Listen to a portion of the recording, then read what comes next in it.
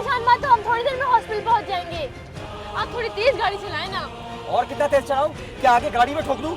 नहीं यार, तू अपने हिसाब से गाड़ी चला। आफरीन हिम्मत करो प्लीज, हॉस्पिटल ज्यादा दूर नहीं है। भाभी, आपको मेरी वजह से प्लीज आप मुझे माफ कर दें। ओहो गजाला, तुम तो रोना बंद करो। होने वाली बात हो जाती है, अल्लाह पाक ने चाहा तो सब ठीक हो जाएगा। हिम्मत करो प्लीज तुम। आसिफ, हॉस्पिटल कितना दूर है? बस थोड़ी ही दूर है। बस हिम्मत करो, हिम्मत करो बस। आफरीन के साथ जो हो रहा था तो हो ही रहा था, लेकिन उसके साथ साथ उसके शौहर हसीब, गजाला और गाड़ी में बैठे तमाम लोग कम अजियत का शिकार नहीं थे। दर्द जब जान को आए तो वक्त भारी हो जाता है और सफ़र लंबा हो जाता है। ऐसा ही कुछ इन लोगों के साथ भी हो रहा था। अब सवाल यह है कि ऐसा इन लोगों के साथ क्यों हो रहा था? यही है हमारा आज का सवाल और इसका जवाब है हमारी आज की कहानी में। मैं हूँ सुहेल समीर, तो आइए चलकर देखते हैं आज की कहानी। बेटा अल्लाह का करम है, बल्कि तुमने जब से मुझे खुशखबरी सुनाई है ना, मैं तो बहुत ही खुश हूँ। पर जल्दी से नानी बन जाऊँ। अम्मी बस आप दुआ कीजिए कि सारे मामले बाखूबी तय हो जाएं, किसी परेशानी का सामना न करना पड़े। अल्लाह ना करे, अल्लाह मेरी बच्ची और उसकी औलाद को सदा सलामत रखे और कोई परेशानी ना आए। बस अम्मी आप इसी तरह ना मेरे लिए दुआ करती रहा करें, अल्लाह ने चाहा तो सब बेहतर होगा। अच्छा ये बताओ कि तुम घर कब आ रही हो? इतने दिन हो गए तुम्हें देखा ही नहीं। ये बात तो मैं हसीब से पूछकर बताऊंगी आपको। कोशिश करूंगी कि इसी इतवार को आ जाऊं। ये हुई ना बात, बस तुम आराम से आना। मतलब ये कि तुम आने के बाद जल्दी करती हो जाने की। इस दफा मैंने सोचा हम माँ बेटी खूब मिलके बातें करेंगे। अरे अम्मी इतनी सारी बातें हम लोग फोन पर करते तो हैं, अब ऐसी कौन सी बात है जो आप मुझे बिठाकर करना चाहती हैं? बेटा फोन पे बात करने से ना बात का मकसद तो पूरा हो जाता है, मगर आमने सामने बैठ के जब बात करते हैं ना तो उसका मजा ही कुछ और है। बस तुम इतवार को आ जाना। चलें ठीक है अम्मी, मैं हसीब से आज ही बोल देती हूँ, देखते हैं कि वो जनाब क्या कहते हैं। वो मना नहीं करेगा, मेरा दामाद बहुत अच्छा बच्चा है। अच्छा अम्मी मैं आपसे बाद में बात करती हूँ, मुझे खाना बनाने जाना है। ठीक है, अल्लाह हाफिज। अल्लाह हाफिज।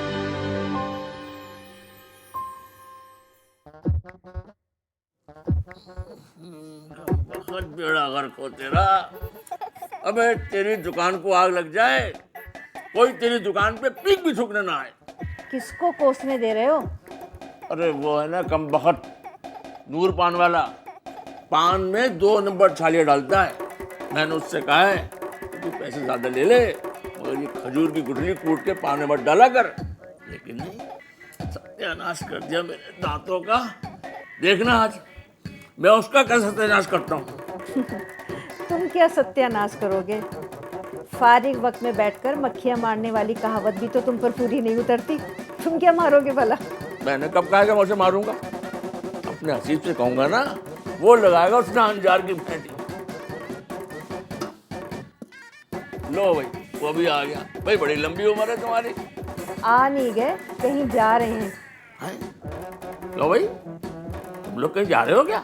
जी अब्बू, वो आफरीन का काफ़ी दिनों से अपनी अम्मी के घर जाने का दिल चाह रहा था, तो मैंने सोचा कि सोचने से अच्छा है कि कुछ समझ भी लेते। अम्मी क्या मतलब? इसमें समझने वाली कौन सी बात है? समझो तो बहुत कुछ है, ना समझो तो कुछ भी नहीं है। अरे बेटा, पहली दफ़ा माँ बनने जा रही हो, एहतियात कर लो तो बेहतर है, वरना हमारा क्या है। एहतियात? कैसी एहतियात अम्मी? बेटा, इस हालत में रात को घर से बाहर नहीं जाना चाहिए। लेकिन अम्मी अभी तो सिर्फ 8 बज रहे हैं। क्यों? 8 बजे क्या रात नहीं होती? क्या अंधेरा नहीं होता? मगरिब के बाद घर से कदम बाहर निकालने की कोई ज़रूरत नहीं है। और कोशिश करो कि अगर घर से बाहर हो तो मगरिब के वक्त घर में आ जाओ, समझे? हाँ बेटा, बड़े तजर्बे की बात बता रही तुम्हारी माँ। लेकिन अम्मी। अरे क्यों बहस कर रहे हो? इस बात में भी कोई वजह होगी।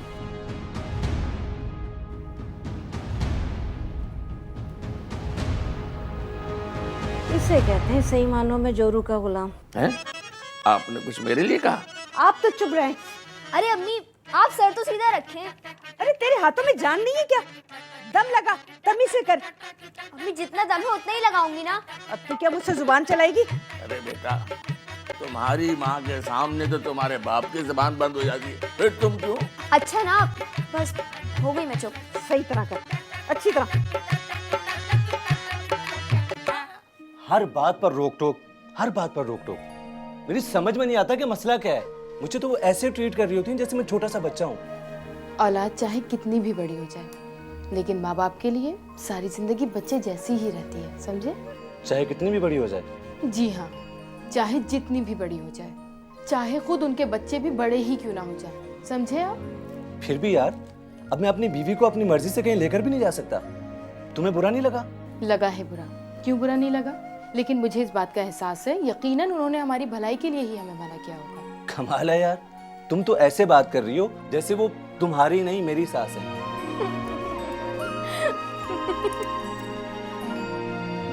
आफरीन ने वक्ती तौर पर हसीब का मूड ठीक कर लिया था, लेकिन ये सिलसिला हमेशा के लिए कारगर होगा या नहीं, ये बात काबिल गौर है, क्योंकि रोक टोक का सिलसिला अभी शुरू हुआ था। अब देखना यह है कि हसीब का रद्द-ए-अमल देखकर फिरोजा अपनी रविश बदलती है या नहीं।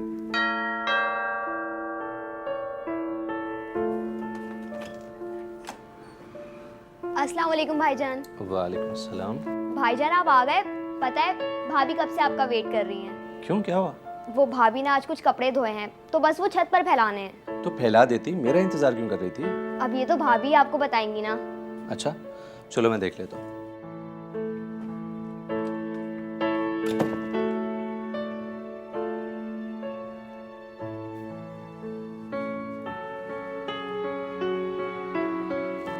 क्या हुआ आफरीन, सब खैरियत तो है ना? तबीयत तो ठीक है तुम्हारी? हाँ, क्यों, क्या हुआ? वो गजाला कह रही थी कि तुम मेरा वेट कर रही थी, कपड़े वगैरह छत पर फैलाने। ओह हाँ, कपड़े तो खैर गजाला छत पर फैला देगी, आप प्लीज़ वो टब ऊपर रखाएं। आपकी अम्मी ने मना किया है मुझे भारी वजन उठाने को। ओह अच्छा, चलो ठीक है, मैं टब छत पर छोड़ आता हूँ। गजाला,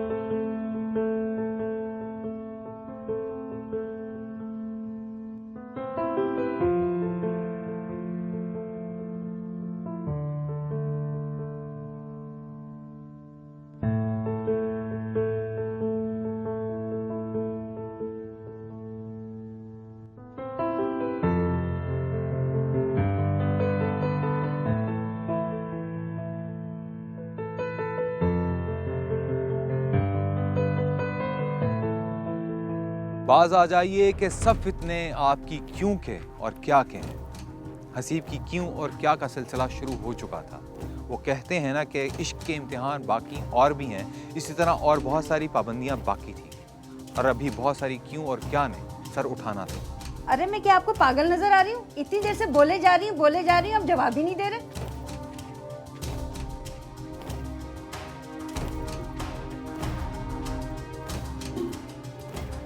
अरे बेगम आप भी कमाल करती हैं। जब आप बोल रही हैं तो भला हमें बोलने की क्या जरूरत। और अच्छा शौहर तो वही होता है जिसके कान खुले हों और जुबान बंद।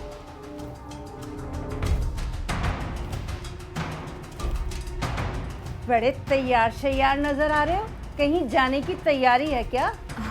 जी अम्मी, वो मैं अम्मी के घर जाने का सोच रही थी। सोच रही थी या जाने की तैयारी करके आई हो? हाँ तैयारी तो कर ली है, लेकिन आपसे पूछने आए हैं कि जाएं या नहीं, और अभी तो वैसे भी दिन हो रहा है। अरे जाओ, हमें क्या पड़ी है बिला वजह मना करने की। जहाँ दिल चाहे जाओ, हम क्यों मना करेंगे भला। जाओ, जरूर जाओ। चले जाओ बेटा, कहीं ऐसा ना हो तुम्हारी माँ का इरादा चेंज हो जाए। अच्छा अम्मी अबू, अल्लाह हाफिज। अरे ऐसे कैसे अल्लाह हाफिज? जाओ, जाके टैक्सी लेकर आओ। क्या इसे इतनी दूर पैदल लेके जाएगा? टैक्सी? टैक्सी क्यों अम्मी, बाइक है ना। तेरा दिमाग खराब हो गया? ऐसी हालत में ये बाइक पे जाएगी? जा शाबाश, जाके टैक्सी लेकर आ।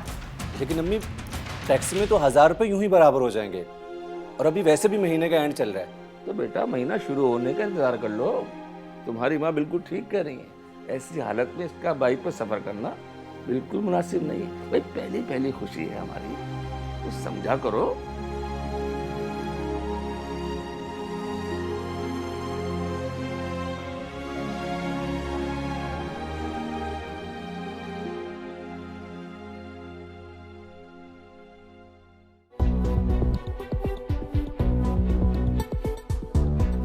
अम्मी भाभी नहा रही है, बस वो नहा ले फिर आती हैं। अभी नहा रही है? उसका दिमाग खराब हो गया?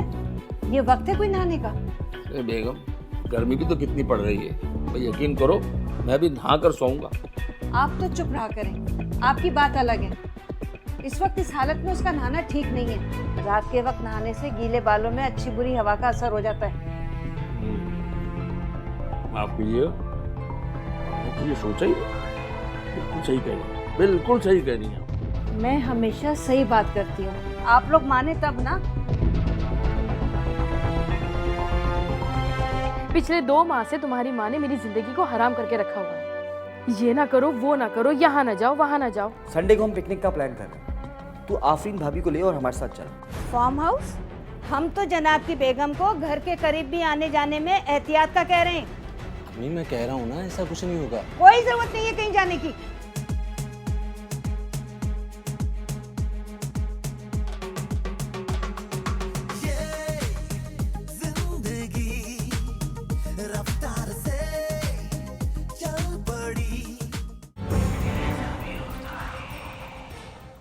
यूँ तो मुश्तरका ख़ानदानी निज़ाम के बेशुमार फ़वाइद हैं, लेकिन एक नुकसान का सामना करना पड़ता है और वो है बुज़ुर्गों की रोक टोक। हालांकि इसके भी बेशुमार फ़वाइद हैं, लेकिन अगर इसका इत्तदाल बिगड़ जाए तो बहुत सारी चीज़ें नाकाबिले बर्दाश्त हो जाती हैं। ऐसा ही कुछ आफरीन के साथ हुआ। क्या हुआ आफरीन? सब खैरियत तो है? तुम ऐसे क्यों लेटी हुई हो? तुम्हारी तबीयत तो ठीक है ना?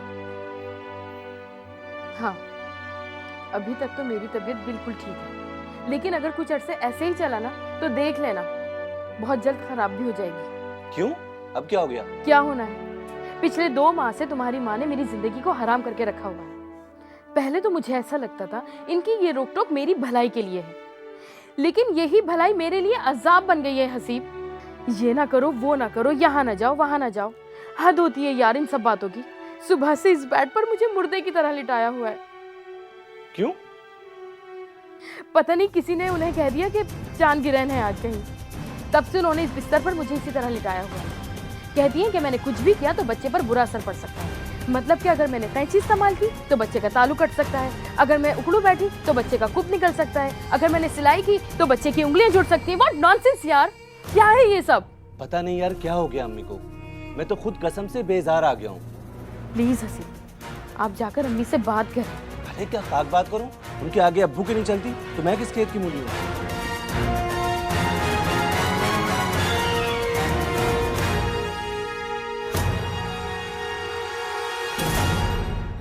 जस्ट चिल यार, कुछ ही महीनों की बात है, फिर सब कुछ नॉर्मल हो जाएगा। ये क्या बात हुई यार? यानी कि जब तक मैं बाप नहीं बन जाता मुझे गन चक्कर बने रहना पड़ेगा। अम्मी की रोज की रोक टोक से आफरीन तंग आ गई है। ऐसे ना बैठो, ऐसे ना करो, वहां ना जाओ, यहाँ ना जाओ। शाम 6 बजे के बाद तो आप घर से बाहर जा ही नहीं सकते। जिंदगी अजाब हो गई है यार। तू खुद ही तो कहता था तेरी अम्मी के आगे तेरे अब्बू की भी नहीं चलती, कर भी क्या सकता है। अच्छा हाँ, संडे को हम पिकनिक का प्लान कर रहे हैं। एक काम कर, तू आफरीन भाभी को ले और हमारे साथ चल। इससे तू उस घुटे हुए माहौल से आफरीन को निकाल भी पाएगा और उसका स्ट्रेस लेवल भी कम होगा। कहते तो ठीक रहे यार, पर अम्मी माने तब ना। और जाएंगे कहाँ? Farm house? बहुत अच्छे भाई, बहुत अच्छे। हम तो जनाब की बेगम को घर के करीब भी आने जाने में एहतियात का कह रहे हैं, और मौसूफ शहर के आखिरी कोने में बेगम को ले जाने की बातें कर रहे हैं। कोई जरूरत नहीं है कहीं जाने की। अम्मी मैं कह रहा हूँ ना, ऐसा कुछ नहीं होगा। और अगर खुदा ना खास्ता कुछ होना ही होता है तो जरूरी थोड़ी है वो दूर जाके होगा। और घरों में भी लोगों के साथ हजारों हादसात हो जाते हैं। यानी अब तुम हमसे बहस करोगे? सीब, जो काम तुम्हारे बाप ने नहीं किया वो तुम करने की जुर्रत कैसे कर सकते हो? जब तुम्हारी माँ ने कह दिया है कि कोई कहीं नहीं जा रहा तो कोई कहीं नहीं जा रहा। अब्बू प्लीज, मैं अपने दोस्त को फार्म हाउस बुक करने के एडवांस पैसे भी दे आया हूँ। ओहो, यानी कि पूछने नहीं बताने आ रहे हो कि अपनी बेगम को लेके फार्म हाउस जा रहे हो तुम। यानी हमारी इस घर में कोई हैसियत ही नहीं है। बड़े शर्म की बात है हसीन, बीवी के आते ही माँ बाप को तुमने नजरअंदाज कर दिया। वो या हमारी कोई अहमियत ही नहीं है। ऐसी बात नहीं है अब्बू, असल में मेरा दोस्त जा रहा था तो उसने कहा तुम भी साथ चलो। गाड़ी है उसके पास, और वैसे भी इतने लोग गाड़ी में आएंगे नहीं। हाँ जाओ, बड़े शौक से जाओ। और ये पूछने के लिए ना खाना पूरी करने की जरूरत नहीं है।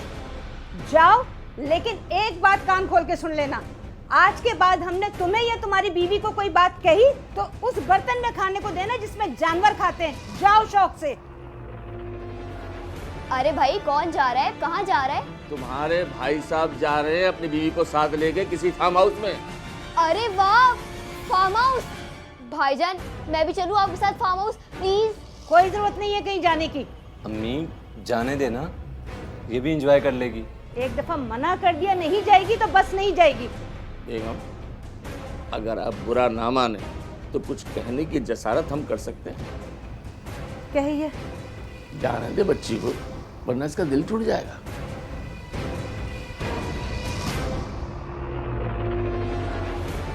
आखिरकार हसीब और आफरीन छुट्टी वाले दिन फार्म हाउस के लिए रवाना हो गए, लेकिन इस शर्त पर कि अंधेरा होने से पहले पहले वो घर वापस आ जाएंगे। गजाला भी उनके साथ हो गई।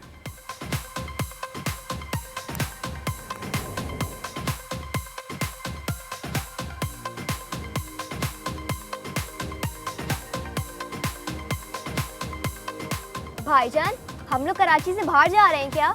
नहीं बेटा, है तो कराची का एंड है, कठोर के पास है हम लोग। अच्छा, तो कितने देर में पहुंच जाएंगे हम लोग? आधा घंटा लगेगा बेटा, ज्यादा दूर नहीं है। आसिफ भाई शायद ये पीछे वाले शीशे का बटन खराब है, प्लीज जरा शीशा तो नीचे कर दें। अरे कितना बोलती है, चुप बैठो। आराम से बैठने के लिए तो शीशा नीचे करवा रही हूँ। बेटा एसी चल रहा है इसलिए शीशा ऊपर है।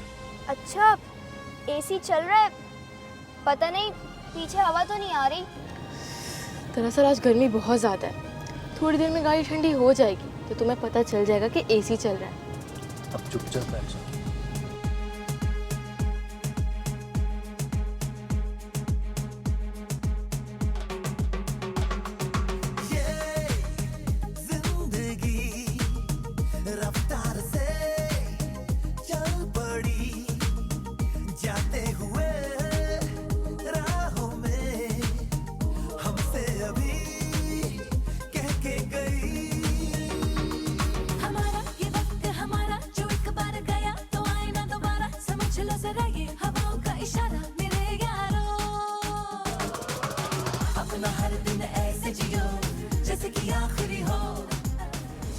लो जी आ गया फार्म हाउस।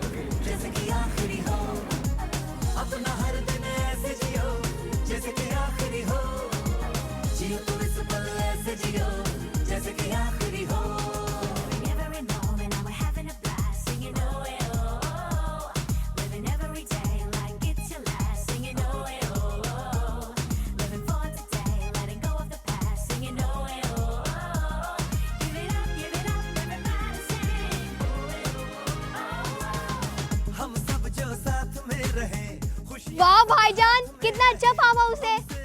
ऐसे बाहर से थोड़ी पता चलेगा, अंदर तो चलो। सामान निकालो जी।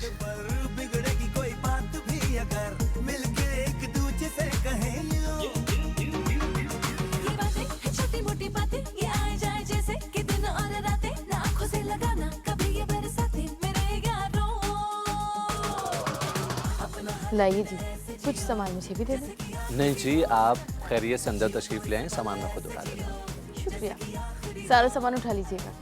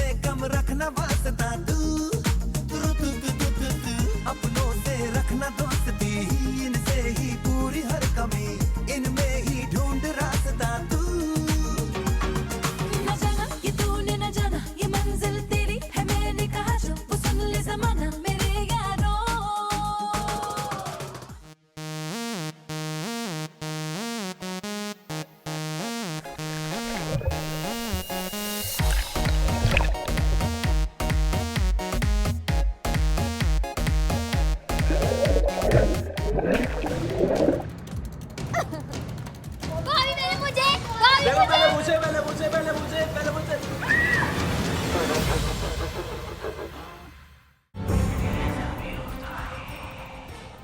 ये दुनिया कैद खाना लग रही थी कुछ दिन पहले, मगर इस कैद खाने से अब दरवाजा निकल आया।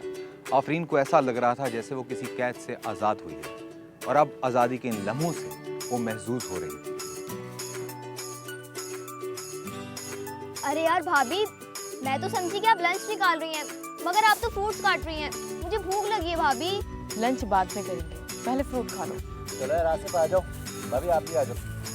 आ जाओ, फूड कर दिया। आ जाओ।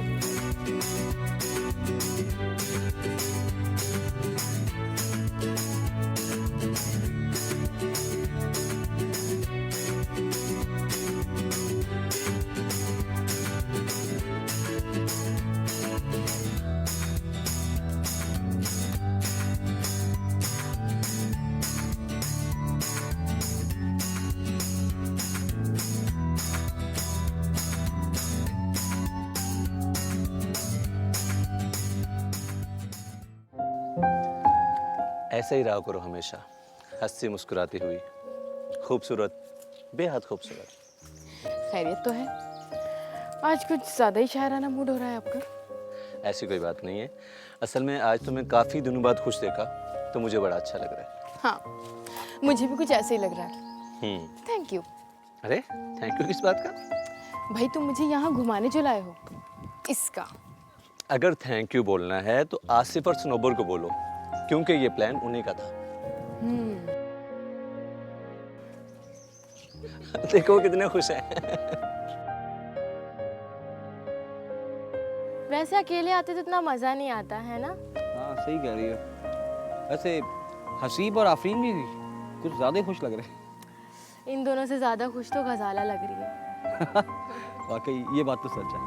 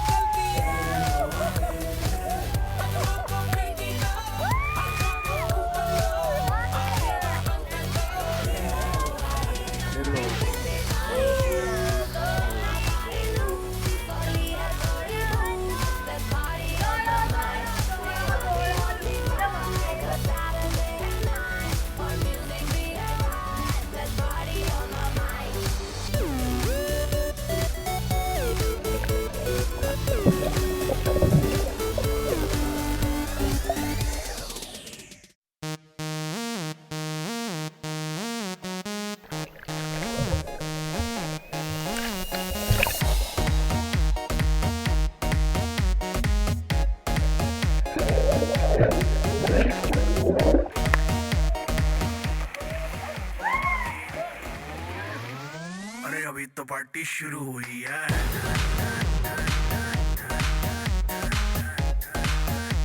अरे अभी तो पार्टी शुरू। हसीब, हसीब, हसीब। हाँ भाई जल्दी चलो ना घर। पता है ना मैंने क्या कहा था कि मगरिब से पहले घर आ जाना, अंधेरा हो जाएगा वरना। चलो ना गजाला, बेटे जल्दी चलो ना, देर हो रही है। अरे भाभी, रोज तो सुनती हैं मम्मी की, एक दिन और सुन लीजिएगा ना प्लीज। देखिए ना कितना मजा आ रहा है अभी। अरे अंधेरा हो जाएगा। एक बात बोलूं आफरीन, गजाला सही कह रही है, क्या फर्क पड़ता है? मजाक नहीं करें, चले ना। अच्छा भाभी चलते हैं ना यार, कभी कभी तो यहाँ आते हैं। यहाँ कौन सा रोज रोज आते हैं? भाभी बोल। भाभी जरा बोल दीजिएगा प्लीज। अभी लाती हूँ। भाभी पहले मुझे, भाभी मुझे। पहले मुझे पहले मुझे पहले मुझे पहले मुझे।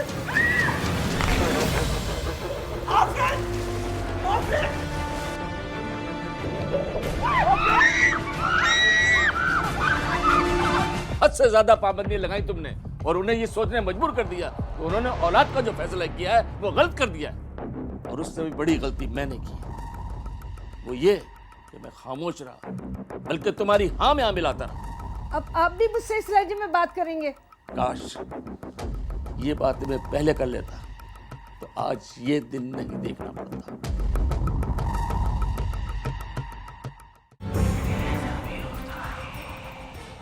इसके बाद जो कुछ हुआ वो आप देख चुके। आइए एक बार फिर से देखते हैं।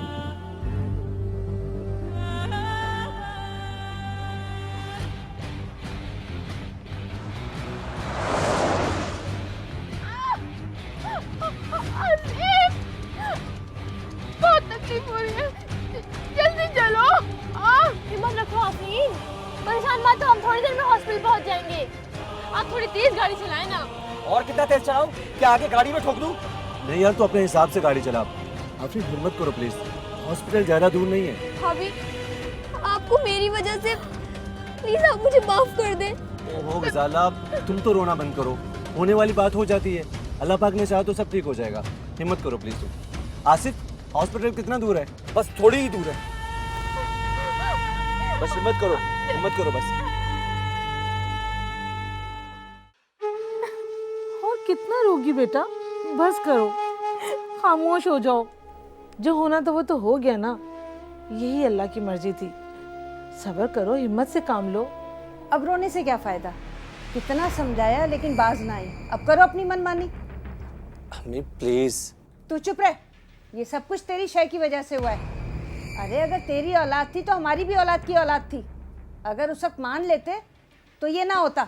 ये सब तेरी वजह से हुआ है, भुगतो अब। जो होना था हो गया, अब क्या करें? बोले क्या करें अब? ओहो, बड़ी लंबी जुबान आ गई तेरे मुंह में। एक अकेले तुझे ही गम है ना?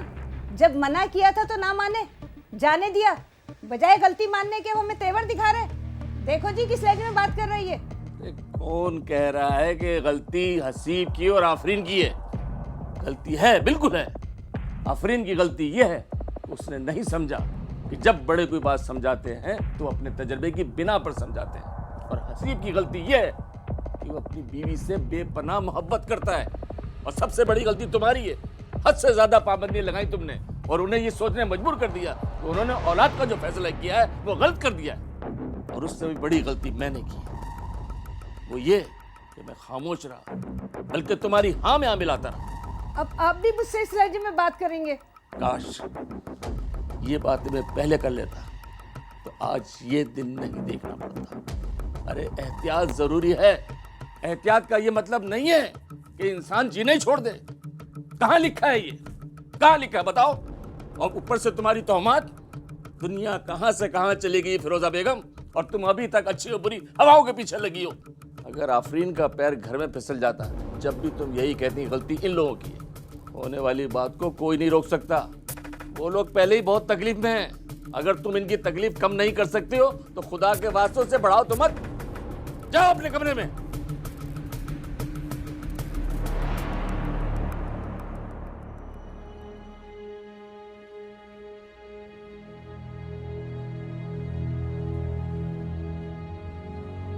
एहतियात ज़िंदगी को आसान और पुरसुकून बनाने के लिए इख्तियार की जाती है, ना कि एहतियात को ज़िंदगी का मकसद बनाकर ज़िंदगी को अजाब में डाल दिया जाए।